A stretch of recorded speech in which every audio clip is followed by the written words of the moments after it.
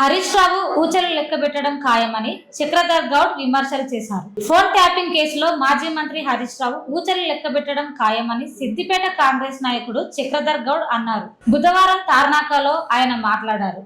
నా పేరు గాదగోల్ చక్రధర్ గౌడ్, సిద్దిపేట కాంగ్రెస్ నాయకుడిని.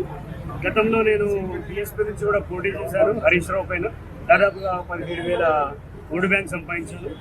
నేను సిద్దిపేటలో అతని అక్రమాలు చాలా విషయాలు బయటకు తీస్తున్నా అని చెప్పి పలు కేసుల్లో నన్ను చాలా ఇబ్బంది పెట్టాడు. గవర్నమెంట్ని కూడా నేను అప్పీల్ చేశాను. ఆ కేసులన్నీ అక్రమ కేసులు తీసేయాలని చెప్పాను. దానికి గవర్నమెంట్ కూడా సానుకూలంగా ఉంది. అయితే రంగనాథ్ సాగర్ పైన ఎప్పుడైతే ఆయన ఇరిగేషన్ ల్యాండ్ని కబ్జా పెట్టిండో దానిపైన పోరాడిన వాళ్ళపైన ఇవాళ ఎల్లయ్య అని ఒక అమాయకుడు ఉన్నాడు. ఆయన పైన అట్రాసిటీ కేసు పెట్టి ఆయన లోపల ఏం చేసిండు. ఇంకా కూడా కొంత పోలీస్ వ్యవస్థ ఆయన చేతిలో ఉందని చెప్పడానికి ఒకటి నిదర్శనం.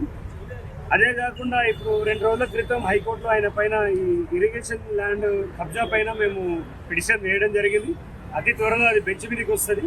దాంతోపాటు ఇప్పుడు ఆయన 15 ఆగస్టుకి సీఎం గారు ఏదైతే రుణమాఫీ చేస్తా అంటుండో, రుణమాఫీ చేస్తే నేను ఖచ్చితంగా రాజీనామా పెడతా అంటుండు. కానీ నేను రాజీనామా పెట్టే టైప్ అయితే కాదు. ఖచ్చితంగా ఆయన బీజేపీలోకి వెళ్తుండ అనేది విశ్వసనీయత సమాచారమే. ఇది ఖచ్చితంగా ఇప్పుడు గంగుల కమలాకర్ని పంపించి ఆయనకైనా పోయే ప్రయత్నం చేస్తుండు. ఈ ఫోన్ ట్యాపింగ్లో నుంచి తప్పించుకునే ప్రయత్నం చేయడానికే ఈయన బీజేపీలోకి చేరుతుండు. నితిన్ గడ్కరీతో ఆల్రెడీ మాట్లాడిండు అనే సమాచారం ఉంది. ఏది ఎంత చేసినా హరీష్ రావు చేసిన పాపాలు ఈ 6 నెలల్లో ఆయన చెర్లపల్లిలో కానీ చెంచల్గూడలో కానీ ఖచ్చితంగా ఆయనకు రూమ్ అలాట్మెంట్ ఉన్నది. ఆయన జైలు చేసేదాకా నేను నిద్రపోయేది లేదు.